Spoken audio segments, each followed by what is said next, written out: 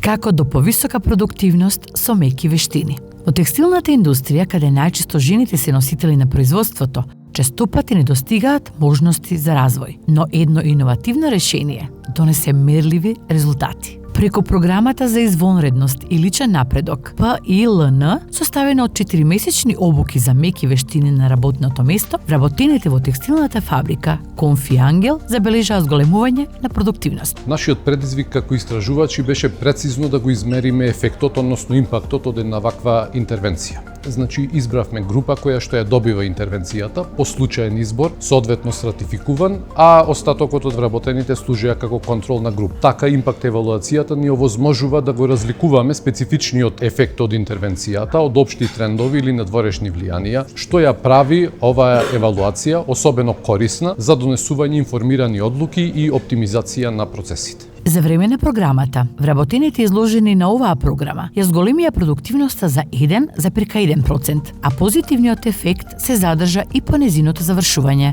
со раст од 0,4%. Само навидум мали, овие зголемување на продуктивноста би значеле дека компанијата ќе оствари дополнителни околу половина милион евра приходи од продажба на своите производи, само како резултат на подобрените меки вештини на вработените. Што добиваме од таа зголемена продуктивност?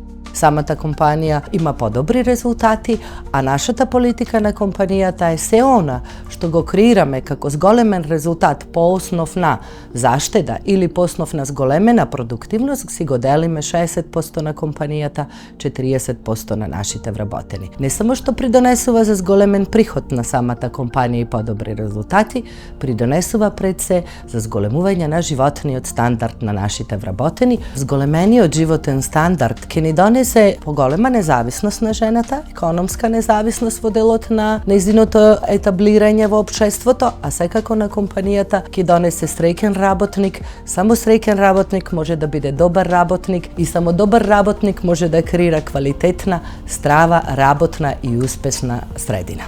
Жените имаа уште поголеми придобивки, особено оние со средно образование кои доминираат во текстилната индустрија, што укажува дека ваквите програми имаат потенцијал не само да ја подобрат ефикасноста, туку и да ја намалат родовата нееднаквост на работното место. Друг наод е дека вработените жени со деца искусиле за честеност на доцнење на работа или заминување порано од работа и за време и по интервенцијата, што е непосакуван, но интересен наод. Тој ни укажува дека обуката на работното место и политиките сврзани со работното место мора да ги имаат предвид временските ограничувања, кои кај жените ги наметнуваат обврските околу домаќинството и грижата за децата.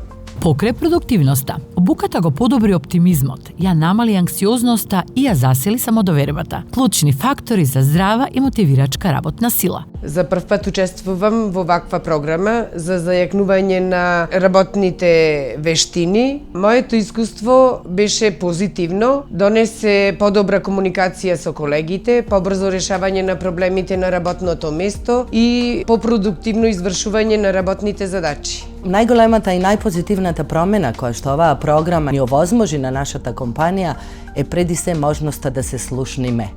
Конечно се слушаме. Конечно, реката која што се наоѓа помеѓу нас, помеѓу работодавците и работниците, ја намалуваме. Со мали, паметно осмислени вложувања во човечкиот капитал, можеме да постигнеме големи придобивки и за компаниите и за работниците. Програмите за личен и професионален развој треба да прераснат во редовна практика, со соодветна поддршка за балансирање на работните и семејните обврски. Тие може да ги надминат постојаните бариери и да донесат одржлива ефикасност.